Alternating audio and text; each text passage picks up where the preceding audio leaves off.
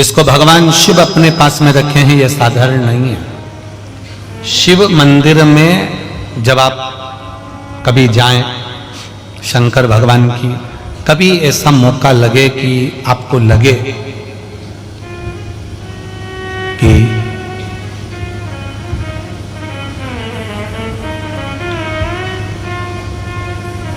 कहीं आपका यश कम हो रहा हो,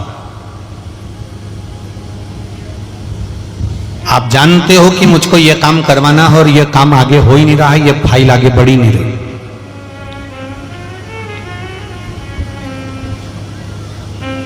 आपको लगे ये फाइल आगे नहीं बढ़ रही, शिव जी पे जो जल चढ़ाओ, उस चढ़े हुए जल को जब आप थोड़ा सा लेकर आते हो, आपको बताया था ना कि खाली लोटा नहीं लाना चाहिए, खाली कलश शंकर जी के मंदिर से वापस नहीं लाना। शंकर भगवान को जल चढ़ाया, चढ़ाने के बाद थोड़ा सा जल हाथ में या कटोरी में या कलश में झेल लिया, भले 2 बूंद लाओ पर अपने घर पर लेकर आओ। उस 2 बूंद जल का भी स्पर्श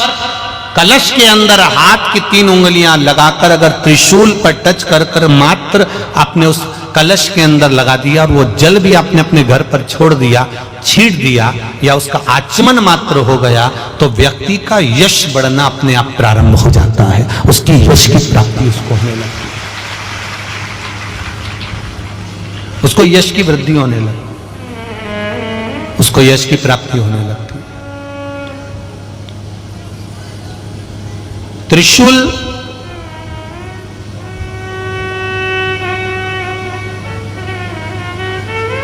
का दान, त्रिशूल का स्पर्श,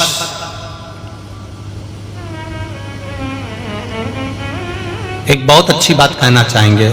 आपके स्मरण में रहना चाहिए, बहुत सुंदर स्मरण। कभी अगर मौका लगे, कभी अगर मौका लगे और शंकर भगवान का बहुत सुंदर श्रृंगार हो गया, बहुत सुंदर श्रृंगार हो गया और शिव जी पे माला भी बहुत अच्छी चढ़ी है, बेलपत्र भी अच्छी चढ़ी है, धतूरा भी अच्छा चढ़ा हुआ है, फूल भी अच्छे चढ़े हुए हैं और आपने देख लिया शिव जी का बहुत अच्छा श्रृंगार हो गया और तुम्हें कभी मौका लग जाए ऐसा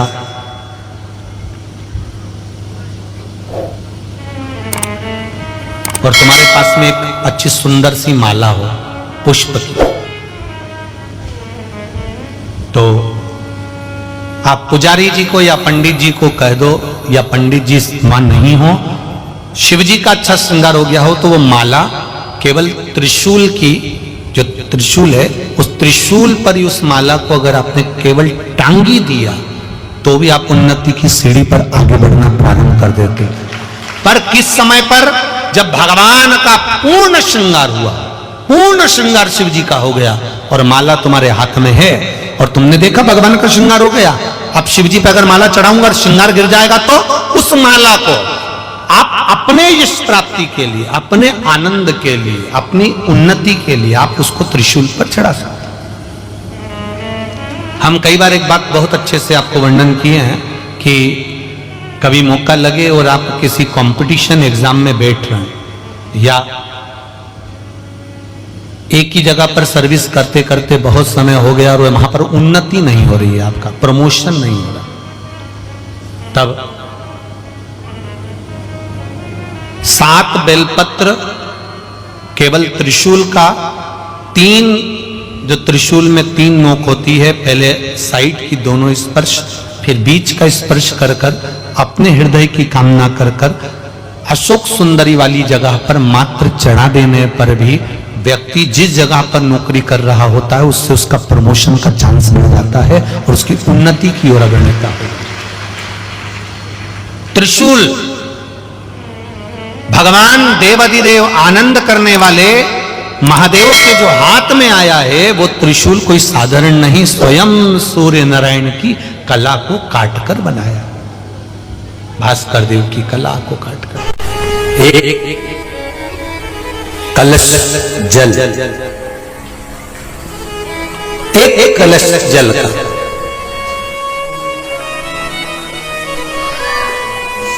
एक बेलपत्र, कभी कोई विशेष कार्य है, अटक रहा है, बहुत दिन से लगे हो, नहीं हो रहा, एक कलश जल, एक बेलपत्र। शिव मंदिर में जब बेलपत्र लेकर जाएं, बेलपत्र रखी सीधे हाथ में, उसके ऊपर रख लिया कलश, उसमें जल भरा हुआ हो, अपनी कामना कर कर मंदिर में पहुंचकर कलश को उल्टे हाथ में लेकर बेलपत्र को पहले अशोक सुंदरी वाली जगह पर, ये डंडी का जो भाग है जहां से पानी बहता है, अशोक सुंदरी की जो जगह होती है, और ये पत्ती उस जगह पर उसको रख दें, अशोक सुंदरी वाली जगह पर, और शंकर भगवान को सीधे हाथ में जल लेकर अशोक सुंदरी वाली जगह पर जल समर्पित कर कर शंकर भगवान के चारों ओर जल छोड़कर फिर शिव जी के शिवलिंग पर जल समर्पित करें। लगभग 2 या 3 सोमवार लगातार प्रतिदिन एक बेलपत्र समर्पित करें। और अगर आपने लगातार 2 सोमवार या 3 सोमवार कर लिया तो जो अटका हुआ कार्य है ना, मेरा देव देव महादेव उसमें सफलता प्रदान कर देगा, ये विश्वास। अशोक सुंदरी की जगह पिता जितना अपने बेटे की नहीं सुनता, उतनी अपनी बेटी की सुनता। बेटा मां को प्रिय होता है और बेटी बाप को प्रिय होती है, बेटी पिता को प्रिय है। आप अशोक सुंदरी से अपनी बात कर सकते हैं। इतने फेसबुक और यूट्यूब पर सुन रहे हो, बहुत सावधानी से सुनना। यदि घर में बहुत ज्यादा मात्रा में बीमारी हो, एक बीमार हो रहा हो, दूसरा ठीक हो रहा हो, दूसरा बीमार हो रहा हो, तीसरा ठीक हो रहा हो,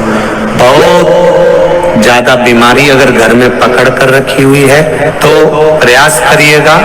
दुर्वा जानते हो, जो गणेश जी को चढ़ती है, दुर्वा, 7 दुर्वा, उस दुर्वा का जल भगवान शंकर को समर्पित करने का प्रयास करिए। दुर्वा का जल जब हम भगवान शंकर को समर्पित करते हैं, और उसका एक नियम है दुर्वा के जल का, कि घर में अगर बीमारी ज्यादा है तो जो जल दुर्वा का लेकर जाते हैं, वो कलश में जो पानी लेकर जाते हैं, तो उस पानी को ले जाने से पहले दुर्वा को उसमें स्पर्श कराया जाता है और फिर शिव जी को चढ़ाकर दुर्वा हटा ली जाती है। दुर्वा शंकर भगवान पर नहीं चढ़ाना है, केवल जल समर्पित करना दुर्वा को। अगर बीमारियां बढ़ रही हैं, उसका फल आपको मिलेगा। सब्सक्राइब करें हमारे चैनल मनोकामना पूर्ति उपाय को, बेल आइकन दबाएं ताकि आप अपडेटेड रहें हमारी हर एक वीडियो। 1 रुपए कमाओ, 1.25 रुपए खर्च होता हो, पैसा हाथ में नहीं दिखता हो, तो शिव महापुराण में बड़ा सुंदर वर्णन किया गया। से दीप महत्व का, घर में 2 दिए हमेशा रखना चाहिए,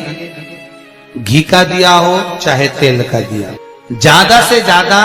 दियों को बदलना नहीं चाहिए। जैसे मालूम पड़े आज ये वाला दिया लगा दिया, फिर 15 दिन चला उसको फेंक दिया, दूसरा दिया लगा दिया। शास्त्र कहता है, शिव महापुराण कहती है, जिसके घर में